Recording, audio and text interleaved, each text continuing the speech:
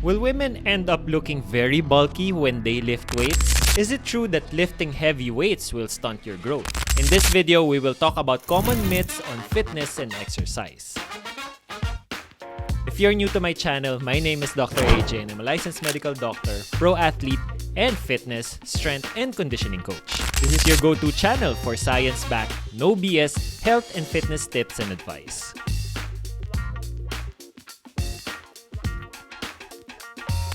We have heard of several fitness practices, be it from the internet, from so-called fitness experts, or just pure hearsay.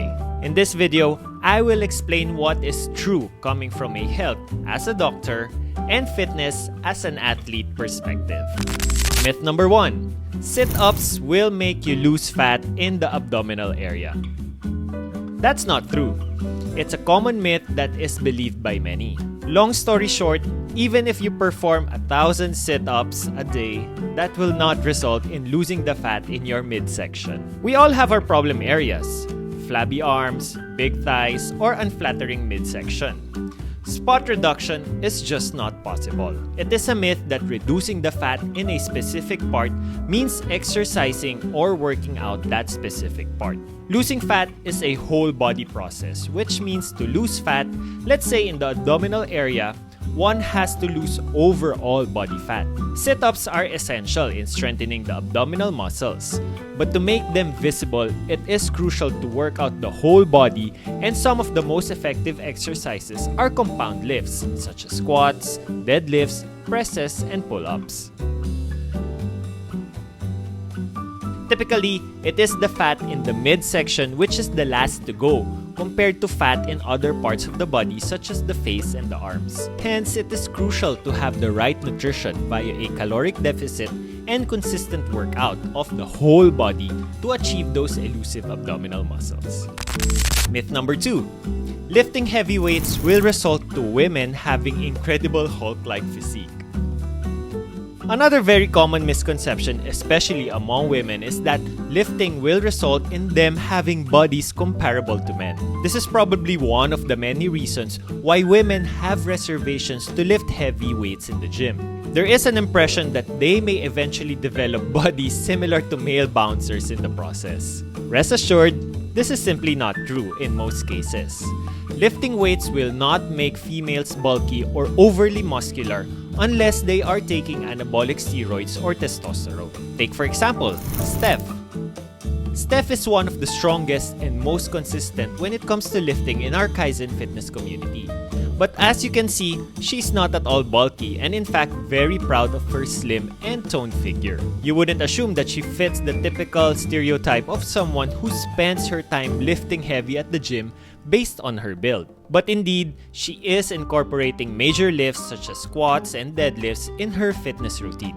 Fun fact, even Miss Universe winners like Pia Wurtzbach or Catriona Gray, title holders from 2015 and 2018 respectively, also lift weights to achieve their slim and sexy figure.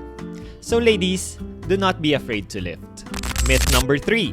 Muscle turns into fat when you lift. Muscle and fat are two different components. They have different compositions.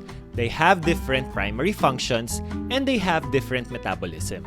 Fat is composed of adipocytes, or fat cells, and its major purpose is energy storage. On the other hand, muscle is composed of myocytes, or muscle cells, and its primary purpose is movement or contraction. When we exercise or lift, fat does not turn into muscles. Rather, what actually happens is that with a good workout or exercise, fat loss, or cutting plan, we are burning off fat while strengthening and building muscle. So essentially, they are two different processes happening simultaneously, thus resulting in the misconception that fat turns into muscle. The same is true for the reverse. When we stop exercising, muscle does not turn into fat. Muscles become smaller because of the loss of stimulus from exercise, but they don't diminish or disappear. And alongside that, because there is no exercise, the excess energy is stored in the body in the fat cells, hence the increase in weight. So don't fall into the trap of wanting to gain weight first, typically fat, before starting your gym routine so that there is something that your body can turn into muscle. Myth number 4. If you don't experience pain the next day after a workout, the workout is not effective. Delayed onset muscle soreness, or DOMS, is the pain we feel in the body usually a day or two after an intense workout. Typically, muscle pain is associated with muscle growth or workout effectiveness. That old adage of no pain, no gain is what comes to mind. Rest assured, this is not the case. DOMS is just a side effect of the workout because we're putting load in the muscle. Thus, it is natural that there is inflammation, muscle soreness, or even pain. DOMS is usually experienced when one is new to lifting or perhaps coming back from a long period of hiatus. DOMS is also experienced by those trying out new movements or exercises that their bodies are not used to yet. So don't treat DOMS as an indicator of the effectiveness or the correctness of your workout. A better indication is your progress. If you can increase volume in weight, reps, or sets as you go through your program, this is a better sign that you are getting stronger and your workout is effective. No pain, no gain? Not necessarily. No progress, no gain. That's more like it. Myth number 5. Lifting stunts wants growth. Now hear me out. I am quite tall versus the average Filipino at 6'4" or 194 centimeters. And I've been lifting heavy for quite a time already. Some of my favorite exercises include deadlifts and squats and their variations. But this has not resulted in me becoming shorter. Last time I checked, my height is still the same. This is actually a more prominent concern for teenagers or younger people who are looking to start into weightlifting. Rest assured, research shows that lifting has no negative effects when it comes to the growth or height increase of a person. In fact, lifting weights and resistance training can actually boost strength and coordination and growth in young athletes. Another major benefit is injury prevention because of the stronger body that lifting brings about. The only concern that you should have is the right program when it comes to lifting. If possible, make sure you are supervised by an expert to prevent injury or accidents during the lift. So if you're a newbie having second thoughts on whether you should start lifting, fear not. Lifting won't stunt your growth. And that is it for some common myths about exercising. I hope that I was able to shed some light about these misconceptions and you get to achieve your fitness goals by debunking these myths.